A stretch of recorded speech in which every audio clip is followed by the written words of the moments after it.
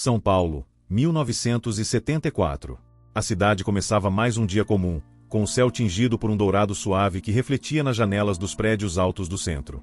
As ruas já estavam cheias, os ônibus cortavam avenidas com o rugido dos motores, e os trabalhadores seguiam em passos apressados para seus destinos. Entre os edifícios que compunham aquela selva de concreto, erguia-se o imponente edifício Joelma, com seus 25 andares que apontavam para o céu como monumento ao progresso da metrópole. Às 8 horas daquela manhã de sexta-feira, o prédio começava a pulsar com vida. Funcionários apertavam os botões dos elevadores, conversavam nos corredores, ligavam as luzes das salas e preparavam-se para mais uma jornada comum de trabalho. No entanto, às 8 horas e 50 minutos, tudo mudou. Um curto-circuito em um aparelho de ar-condicionado no 12º andar iniciou um incêndio. Em poucos minutos, as chamas tomaram conta do edifício.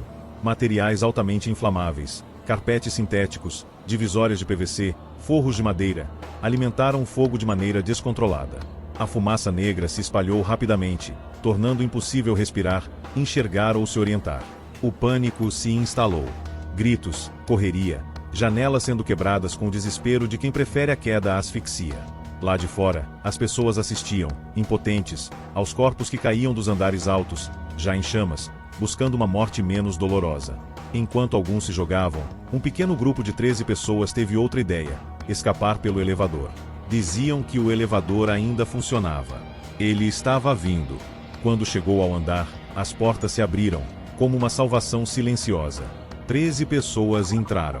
O número não era exato naquele momento, ninguém estava contando. Mas testemunhas viram.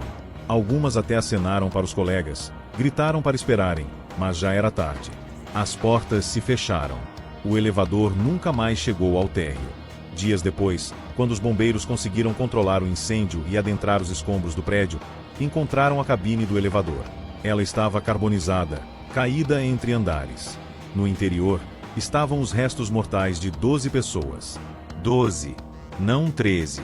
Os corpos foram analisados, identificados, na medida do possível.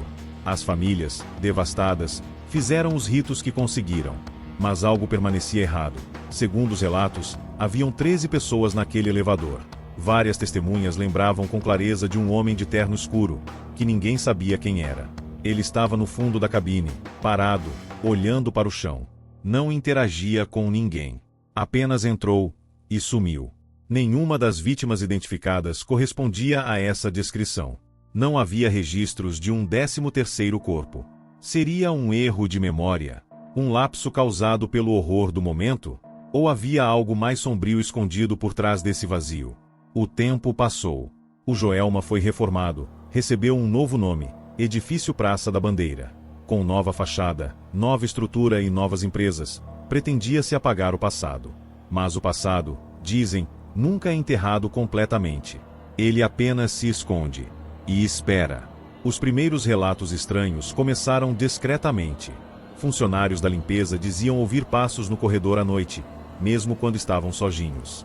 Um segurança noturno contou que o elevador se movia sem que ninguém o chamasse, sempre às 8 horas e 50 minutos da manhã. Sempre naquele exato minuto. Chamaram a empresa de manutenção. Nada foi detectado. Todos os sistemas estavam normais. Mesmo assim, o elevador continuava a descer por conta própria, parando no andar 12. A porta se abria. Não havia ninguém. Um zelador relatou que, em uma dessas manhãs, ao abrir a cabine, viu seu próprio reflexo no espelho, e algo atrás dele. Uma sombra. Quando se virou, não havia nada. Mas o espelho estava embaçado, com marcas de mãos. Outros funcionários evitavam usar o elevador naquele horário. Diziam que sentiam tontura, mal-estar. Alguns relatavam que, mesmo sozinhos, ouviam uma respiração próxima. Ouviam o botão do andar 12 sendo pressionado sem toque visível. O mistério do 13º passageiro ressurgiu. Teorias começaram a circular entre os trabalhadores. Alguns acreditavam que se tratava de um erro de contagem. Outros diziam que o 13º era alguém que nunca deveria estar ali. Talvez um intruso, um andarilho, alguém que entrou no prédio sem ser notado. Mas havia uma versão mais antiga, mais incômoda. Diziam que o 13º não era humano, que ele já estava lá antes do incêndio, que ele fora o prenúncio da tragédia. Uma presença, um presságio. Alguém, ou algo, que entrou no elevador com os outros apenas para levá-los. Em 2019, um ex-funcionário da segurança, agora aposentado, publicou um relato anônimo em um fórum de mistérios da internet. Dizia ter encontrado um antigo documento trancado em uma sala no subsolo do edifício. Um boletim interno datado de 1972. No relatório, constava uma ocorrência registrada por um operário da obra. Ele relatava ter visto um homem estranho, vestindo terno escuro, parado no andar 12, por volta das 2 horas da madrugada. Quando questionado, o homem disse apenas: "Não era para eu estar aqui, mas agora todos ficarão."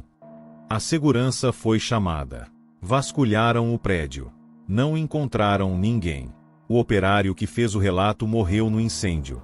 Era um dos 12 corpos encontrados no elevador. E se aquele homem fosse o mesmo, o 13º, ele não apareceu por acaso. Ele surgiu 2 anos antes da tragédia. E nunca foi embora. A pergunta que permanece é: o que ele quer? Há quem diga que ele está preso ali, que ficou entre mundos, que não pode sair do elevador até que alguém tome seu lugar. Toda manhã, às 8h50, ele tenta. O elevador desce sozinho. A porta se abre no andar 12. E ele espera. Você já entrou em um elevador e sentiu que não estava sozinho, mesmo que não houvesse ninguém ao seu lado? Já viu o reflexo de algo que desapareceu ao virar a cabeça? Já teve a sensação de que o botão foi apertado por uma mão invisível? E se o 13º passageiro não estiver tentando sair? E se ele estiver tentando entrar? E se ele estiver esperando por você? Imagine, você entra em um elevador. Está vazio. Aperta o botão. As portas se fecham. De repente, ele para no andar 12. A porta se abre. O andar está escuro, silencioso. Mas algo entra. Você não vê, mas sente. Um arrepio na nuca. Um peso no ar. Você olha para o espelho. E o reflexo não é o seu. Agora, talvez você entenda por que tantos evitam o elevador naquele prédio. E por que alguns rezam antes de entrar, mesmo em plena luz do dia. Porque o 13º passageiro não foi embora. Ele apenas aguarda.